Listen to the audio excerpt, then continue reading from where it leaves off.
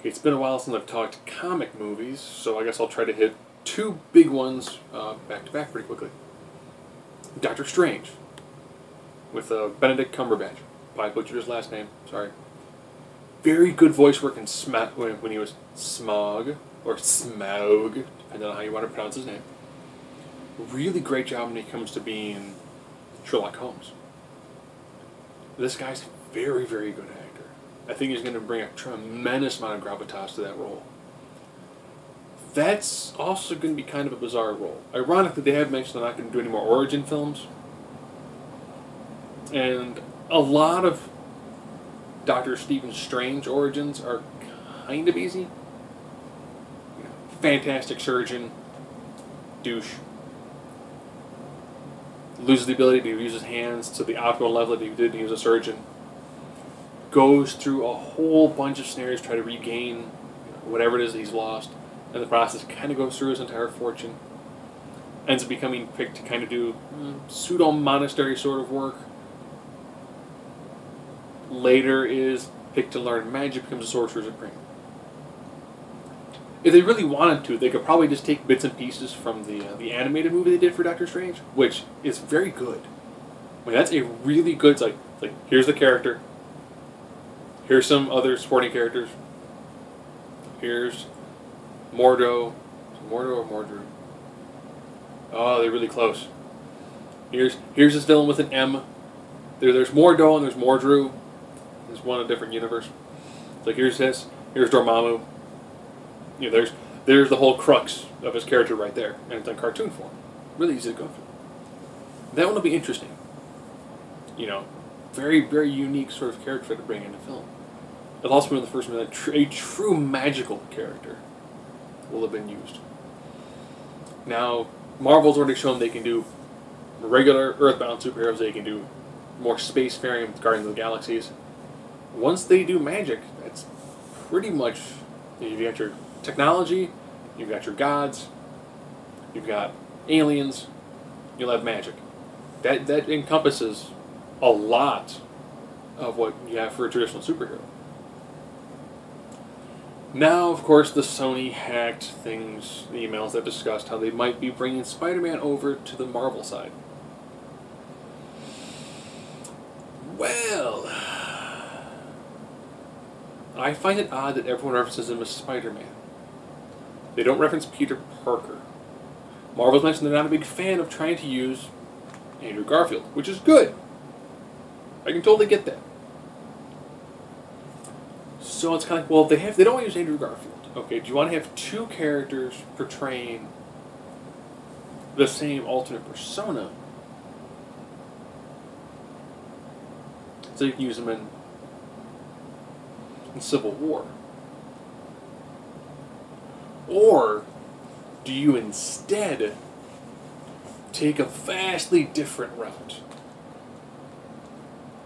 You get the rights to Spider-Man. You want an older Spider-Man. You mention Spider-Man, and you have the voice by Tobey Maguire. Probably thinking, no one wants to see Tobey Maguire Spider-Man again. But here's what you do. In Civil War, he unmasks. For the end of Civil War, you can either kill Captain America like they did in the comics, or instead, you kill Spider-Man. Probably thinking, why leave the rights to then kill Spider-Man? To bring in Miles Morales Spider-Man. Way past the time of Avengers 1, Joss Whedon made mention that he thought the Justice League is going to be a much better film because you can have more ethnically diverse characters. It's not going to be a monochromatic group. Even though I've said before, Joss Whedon very easily could have said, we gave Tony Stark an out. We don't want Tony Stark, we want Iron Man. You very easily could have gone, we don't want Tony Stark, but we want Iron Man. But we don't want you in the suit, and say, I want you to make a suit for James Rhodes. Guys, you could still be in the film, but all of a sudden, boom, you got a black guy as your Iron Man. You're set. You've got a little bit of diversity. By the time you hit Avengers 3, you'll have Falcon in there. You'll definitely have War Machine in there, or Iron Patriot. You can have other characters thrown in there, as well as a Black Panther. So, Why not have your Spider-Man be Miles Morales? Then you can cast, ready for this? A younger person. If you're casting someone who's, below the age of 20, now all of a sudden you can sign them for a decent contract and maybe you can get, I don't know, 10 good years of filming out of a character. Right there you go. Miles Morales. You got your Spider-Man, you have ethnic diversity, you can still do Peter Parker, you can kill off the character, and that's like Tobey Maguire can never come back as Spider-Man. He's dead.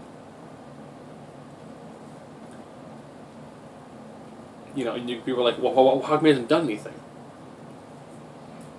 For a while. There's enough downtime in between Avengers movies. You can easily throw in some sort of sneer together, well, how come he hasn't done anything recently? Or if you want to, you can even say, you know what? People didn't talk about me fighting Doc Ock. What I did wasn't as big of news as, New York being attacked.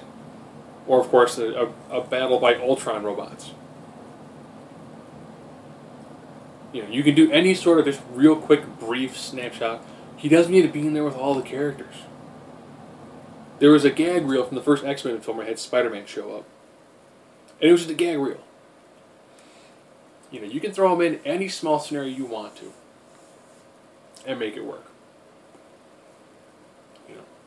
They are getting to the point where we're running low on what they can do with Iron Man and Captain America, just based on the movies they got left for them.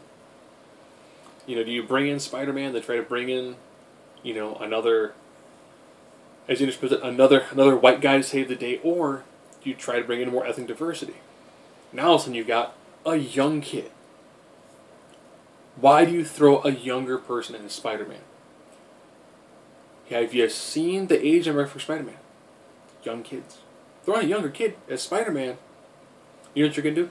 You're going to jump so far out in front that when DC does Shazam, which of course is a little kid who says a magic word and he's become like essentially Superman without the heat vision and weaknesses, you can put yourself so far out in front of that. You're like, boom, we have ethnic diversity, we got kid. What kid? You pick someone who's like 18 who looks like they're like 15. They might be like, we don't like you're great, you're smart. However, you're way too young for some of this stuff. But have him be the small guy who's quick-witted. You can put him around some other scientists. You can do some of these other scenarios where, like, you know what? You can be the smart guy. You can be the small guy. You can be the kid surrounded by all the adults who occasionally gets to help out with an awesome adventure.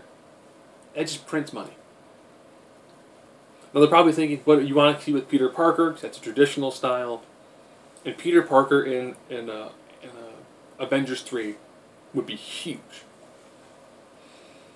Yeah, I can see that. I can understand that aspect as well. But then you're going to have, if they don't want Andrew Garfield, then you're going to have the Sony Amazing Spider-Man movies, or whatever they're trying to do. Well, they'll just pick every other random character and make a film. If Sony could get access to Galactus, they could always do Aunt May, Herald of Galactus, which I think that'd probably do better than most of the Amazing Spider-Man movies. So I think it'd be interesting to see what they try to do with Spider-Man. Do they go the route which is Peter Parker, or do they kill off the Peter Parker persona, picking an older character? Tobey Maguire, I think, would work well that way. And then you can actually trace it back to the films that happened a couple decades ago, and then it can be like, we haven't seen Spider-Man in a while. Well, this is why. This is an older Spider-Man. A Spider-Man who's still doing, you can say he's still doing, essentially, like the street level stuff. But he's not heard of. Because he's doing small-time things. A guy who's busting criminals, that's probably not going to be as big and as huge on the radar as, see what happened to, Stark Industries when they got attacked by the Ironmonger. He might not have any rogues gallery left that he's facing, and he's just doing the basic, street level stuff, and that could work. Or you pick a new guy, and then hope you get that person on it for enough movies to try to use Spider-Man to really kind of, be an additional level of glue that's going to go forward. And then maybe, just maybe, and a Fantastic Four reboot bombs. They might slowly get the rights back to the Fantastic Four. I'm thinking we're still about 5 years to a decade out before they'll get the rights back to X-Men.